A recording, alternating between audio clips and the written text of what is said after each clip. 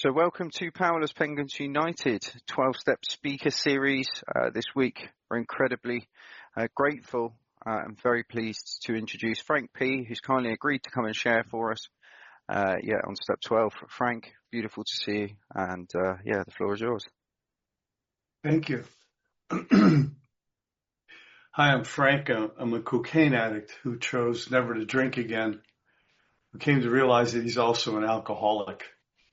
And that's why I love when I read the alcohol reading, which I really, first time I ever read it was when Ray and I were speaking about the history of Cocaine Anonymous, and you had that reading. And I had a friend, Maya Hernandez, and she had said, "Hey, could you come speak at the Young Rebels?" I said, "Yeah." I said, she goes, "But it's an AA meeting." I said, "Well, do I have to introduce myself as an alcoholic?" She goes, "I'd really appreciate it if you would." And for the first time, I was 26 years sober. I got up there. I said, "Hi, my name is Frank. I'm a cocaine addict who chose never to drink again, who now realizes he's an alcoholic." And they all thought I was introducing myself as a newcomer. But, and since that time, I've come to believe, and I truly believe that I am an alcoholic also. I showed you a picture of my book that Ray signed, and Ray was our co-founder, and along with Johnny. And one of the reasons that, I was really excited to do this is, first of all, I didn't know what time it was. I remember saying to Julian, "Hey, Julian, what time is he never said to me what the time was." I said, "Holy shit, that's going to be 11 o'clock at night." So, but it's gracious to be here because you have to be of service no matter what. So step 12, having had a spiritual awakening as a result of these steps, we tried to carry the message to addicts and to practice these principles in all our affairs. Well, that's pretty simple. When I finally got through the steps and I'm on step 12, what am I going to do next? Well, some of you know my story and some of you don't, but I'm a chemist by education. And if you figured out what chemists do, I did that. I cooked a lot of cocaine and a lot of crystal meth for about 4 years in the desert.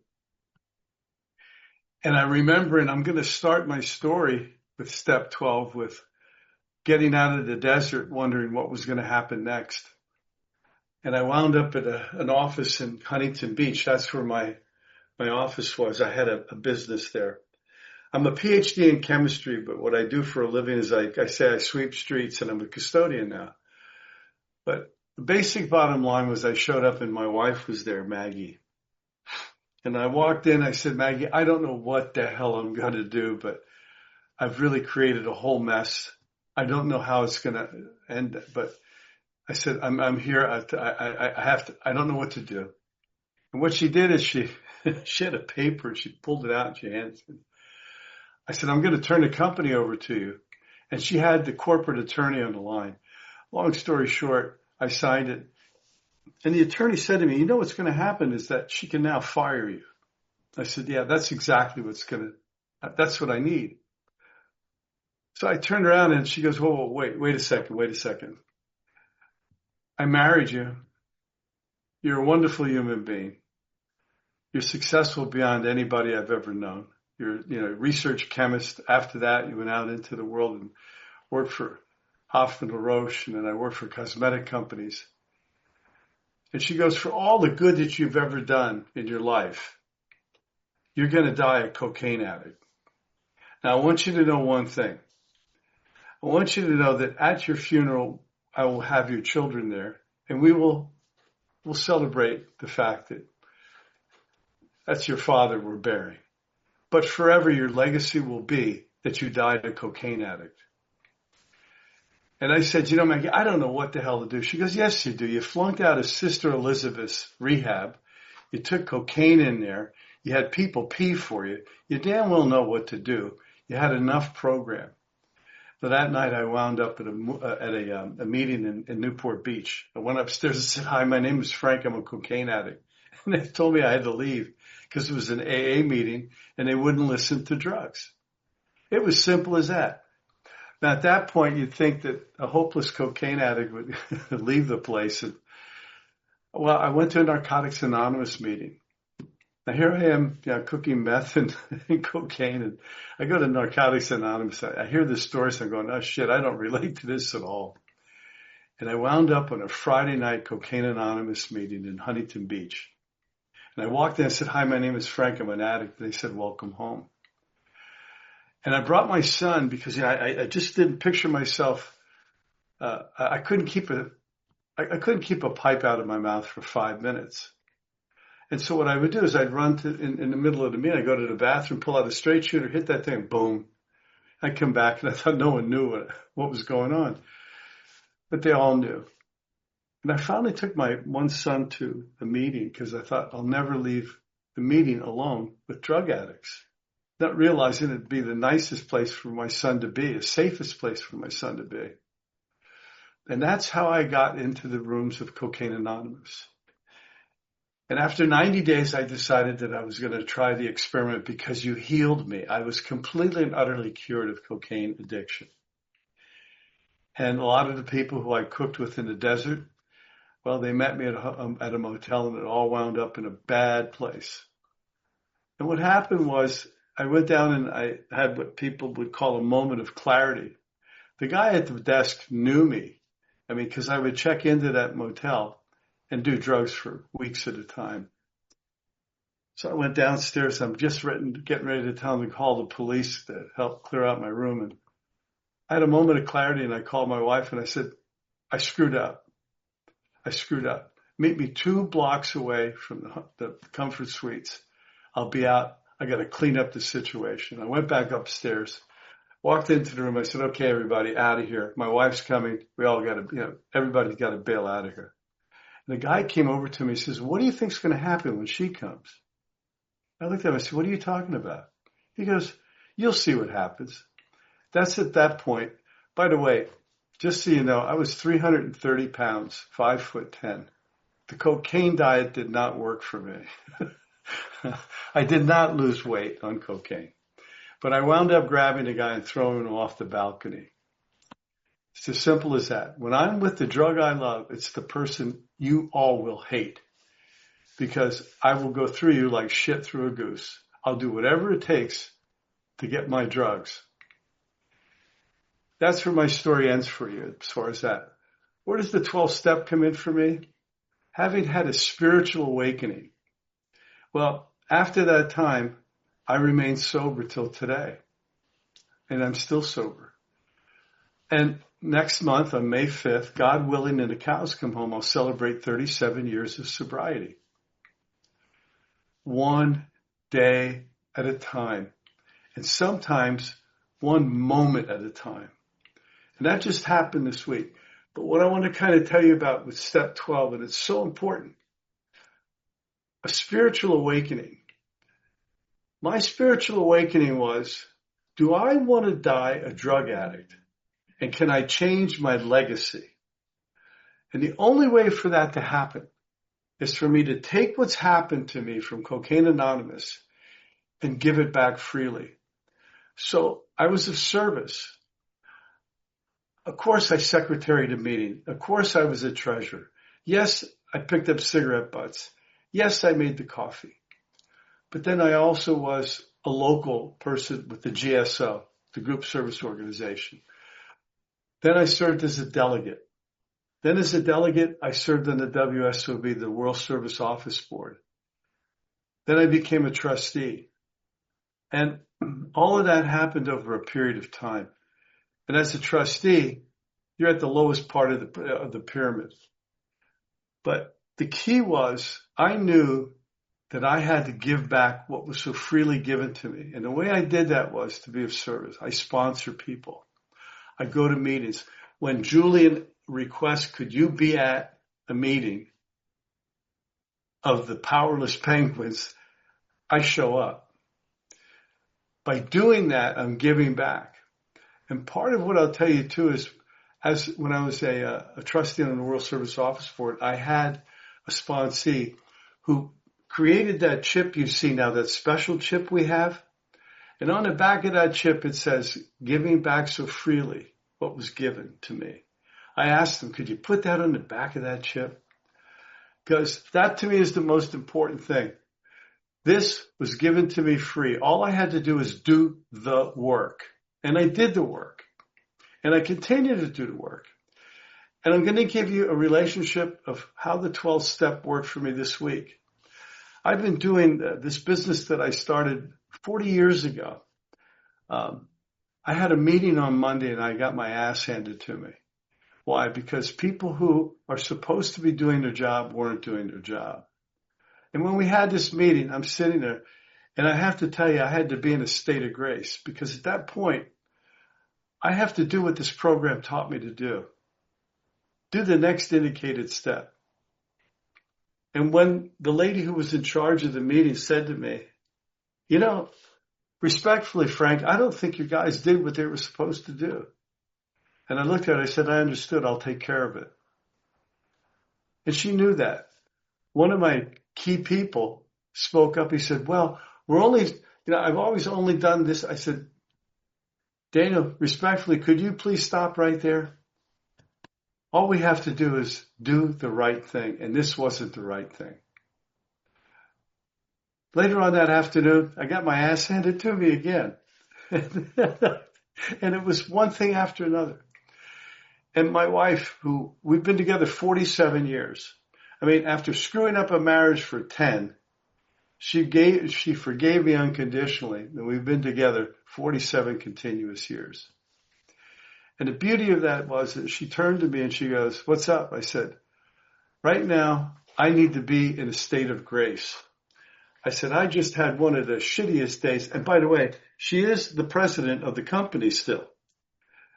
Well, I'm just getting ready to go to bed. And all of a sudden, I get a text from a buddy of mine. And I want to read this to you because I think and I had actually had it all ready to go, but I want to read this to you. This is something that came that night from a friend of mine, not knowing what I had been through. It's called Rest in My Grace. God is saying to you tonight, you did great. You made it through Thursday. I saw how you navigated every challenge, every unseen battle, every moment that tried to wear you down. You stood your ground. You were a light to others. Even when it cost you something. You made an impact in ways you may not even realize. I know there were moments where you fell short, but grace, my grace, covers you. I'm not measuring you by perfection. I'm honoring your effort, your heart, your willingness to keep going. Do not carry guilt into your rest tonight. Lay it down, receive my mercy. I'm proud of you, and I'm strengthening for you for tomorrow. Rest now because you are covered, you are loved, and you're still growing. Are you kidding me? I mean, I called Scott. He lives in Ohio. I said, where did you get that prayer? He goes, well, the same place for the last prayer I gave you. I said, yeah, but you didn't answer my question. Where'd you get this? I went, it was day specific. You see, that's the gift of the program. A guy in Ohio who I meet him occasionally usually we meet on Sunday night. We met in person 3 times. We met during COVID over the Zoom. Sends me this prayer. Are you kidding me? That's God sent. And why? Well, someone had said, hey, I don't know if you talked to Frank, but boy, he had a shit day today. You know, you have a group of people, and what we do is we help each other. That prayer affected so many people because I sent that out. It was 10:30 at night, and I won't lie, I was sitting on a throne when I got it. I sent it out to friends, and the response was almost immediate. That's how important it is giving back what was freely given to you. Having had a spiritual awakening as a result of these steps, we carry the message that the addict who still suffers. I still suffer. I go through stuff. But what you all taught me to do is take the next indicated step. Call somebody. Right? Pray to your higher power. And by doing that, that spiritual awakening comes out all the time. So when I had the toughest time, and by the way, Tuesday, that was Tuesday. Wednesday didn't get any better. But the key was, I knew what the next steps were. And I sat down with all the key people and I said, you all know what happened. And it's never going to happen again. What we're going to do is we're going to repair this, and this is how we're going to do it. Those are all the things that I learned from the steps. The steps give you all of these things that you move toward an awakening, a spiritual awakening. So right now, my wife was helping me stay up because normally I go to bed about 10:30. Why? I get up in the morning at about 5:30. I get on Peloton. I ride it for an hour. I lift weights. I'm 78 years old. Right? And I maintain the best possible position for myself. I try to be in the best possible shape. So normally I get to bed at about 10:30. And because of my day, I have a very busy day. You know, I still go to work every day. And I have 140 people that I answer for. And then I also answer to my wife, who's the president of the company. And I also answer to a higher power. So what I learned over the years is that it's important to pray. Because every time I pray, things get better. And when I don't, they get worse. And there is no place I can go that God is not. Let me say that again. There's no place I can go that God is not. And that's exactly what that prayer just said to us. You know, I turn it over. Let go, let God. And by doing that, I get all the gifts of the program. I also get the ability to handle the difficulties. And that's why I love this third step prayer. Take away my difficulties. I had it that day. I mean, I was getting pelted.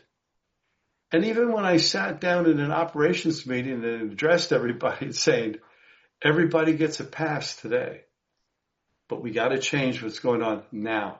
That's what I learned in the program. I don't have time to wait. I have to be on my guard against what could be the next hit. I'm a lot closer to my next use than I am to my last. I'm a lot closer to it. I want to share something that happened when I got my 30th year. I was at a meeting in Laguna Beach, and I got my 30-year chip. And Maggie and I left for El Paso, and her sister was in the throes of cancer.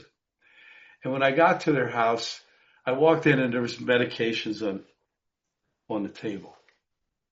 And guess what? 5 of them were painkillers. And one of them was my favorite, and I never knew it came in a pill. It was called Dilaudid. And I looked, there were 92 Dilaudids in that bottle. That's how fast I can figure out how much Dilaudid there is. And I picked one of them out and I put it in my pocket.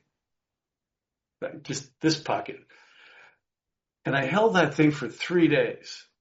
This is after taking a chip for 30 years.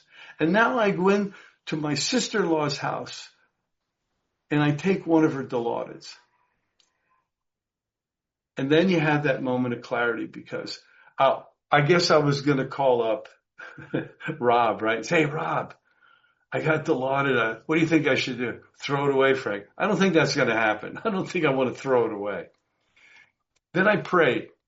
And then that moment of clarity. And the moment of clarity was, think about it, Frank. God can really play tricks on you. Take 2 milligrams of Dilaudid, it may kill you. Then you die. And what are they going to say? Where the hell did he get Dilaudid? Well, the only place I had been other than with my wife at her sister-in-law's house was my mother-in-law's house. in El Paso. That's it. 2 places and we went out to eat. So there's no place that I left to go get Dilaudid. And I thought about that. What an embarrassment, not only for me, but what the hell, I died. But then my wife, that, her husband had to go in and take, 2 milligrams of Dilaudid from a person who's, eventually died of cancer. And I went to flush it down the toilet. I swear to God, I threw it into the toilet. I flushed it and I grabbed my hand like I could catch it before it went around the corner and left. Fortunately, I didn't make it, which is great. But after 30 years, what the hell am I doing with 2 milligrams of Dilaudid in my pocket? I'm a cocaine addict. My brain is wired a certain way. And even in those throws, that's what I needed to turn to, people in the program. I didn't do it. Fortunately, I prayed to my higher power, which I believe is God. And that helped me because it gave me the story of you die. And the embarrassment is not only for you, you dummy, but also for your wife. And what an embarrassment that is for after all these years. But the key was I made a decision. And after that, I never did that again. And fortunately, I can tell that story. And I finally told my wife that story after her sister had died. Now, I also want to tell you that my mother-in-law now lives with us here in Newport Beach. She's 96 years old. And there's a moment of grace too, because I'm helping whatever I can for her life between now and the time she departs this earth. But my main objective as a recovered cocaine addict is to die as a recovered cocaine addict. That I never have to do that again. And what happens when I do? I explained it to you. I throw people out the window. It's as simple as that. Because if you upset me and I'm trying to do my drugs, you're going to be in trouble. I mean, that's how sick it is. And that's where I don't want to be. I have my son, Pablo. I have an older son, Frank Jr., who's 56. I have another son, Pablo, who is 44. And in the year 2000, he suffered leukemia. And later on had 2 double lung transplants. What's the gift of the program? I was there to walk him after he got his first double lung transplant. I'm the one that held on to the back of his rear end and walked him through the halls of UCLA. And I was also there to see my son get his chip after he decided to do a little drug career. That was my son, Carlo. And he now is a very successful businessman and he's sober to this day. I also have 6 grandchildren. I was there. Prior to, I had just had knee surgery in October, but my granddaughter asked me if I would perform her ceremony. So I flew back to South Carolina. I did that, came back, had my surgery. I am blessed that I can give back and that they trust me to be with them. Then I have my younger grandchildren. So I have a granddaughter who's 26, a grandson 25, a grandson 4, a granddaughter 3, it goes down the line. I have 6 grandchildren. I spend time with them. I still work every day. It keeps me vital. I feel pretty good at 78. But the main thing is that I know that because of the result of this program, all of these gifts have come to me. They trust me with my grandchildren. They know that I'm a good no-no. As in Italian, I'm a no-no. And my wife is Nona. And for my Persian granddaughter, I'm Baba June. So I have all of these great things that happen because I followed 12 steps. And tonight I gave you a pretty good example of what the 12th step is. You suit up and show up. When you're asked to be of service, you be of service no matter what. Because by giving this back, I get more. I have to give it away in order to keep it. When you give it away, you get to keep it. And so Julian or anybody else who asks me to speak at a meeting, I always say yes. If I'm on vacation, I'll do it from Zoom off my phone. No matter what, whatever you ask me to do, I'll be there. That's the 12th step. That's the 12th step. You help addicts who still suffer. And there's times when I always say, pain is okay. Suffering is optional. I don't like to suffer. I don't want to see people suffer. But pain's something that you go through. And I went through pain on Monday, Tuesday, and Wednesday. But guess what? I come out on the other side. It's fine. I get to be with my grandchildren. Yeah. Do you believe that? Did you hear that? Time's up. Now let me finish with this. I told you a couple of stories to tell you about Ray. And for the women in the audience, the first and fourth meeting of Cocaine Anonymous was led by women, Veronica and Victoria. But I want to share the fourth meeting of Cocaine Anonymous. Victoria ends the meeting and she goes, well, look, let's go out and get a drink. And next week we'll discuss what we're going to do next week. Somebody says, what do you mean get a drink? She goes, well, it doesn't say alcohol. It says cocaine. What? And another guy raises his hand. He goes, well, I'm still shooting heroin. What the hell are you talking about? He says, well, it doesn't say heroin. It says cocaine. And that's when Ray and a couple of people got together and formulated cocaine and all other mind-altering chemicals that changed to cocaine and all other mind-altering substances at the conference. Those are the stories that I learned. Those are the stories that I experienced from being with Ray. And I'll leave you with this.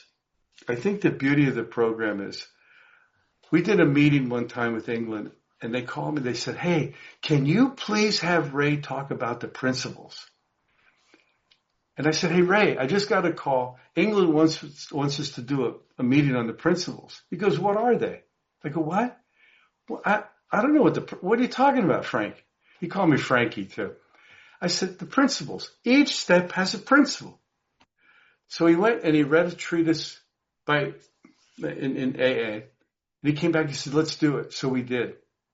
I'll never forget it. And I began by saying, remember that the co-founder of Cocaine Anonymous didn't know what the principles were, but went out, read about everything and how it applied and came back, and we did the meeting that night. I want to leave with that story because that's what Ray was about. He was a tile setter who gave us a program that saved my life. It saved all our lives. And that's the moment I have with you. I'm Frank. I'm a cocaine addict who chose never to drink again, who now realizes he's an alcoholic. Thank you.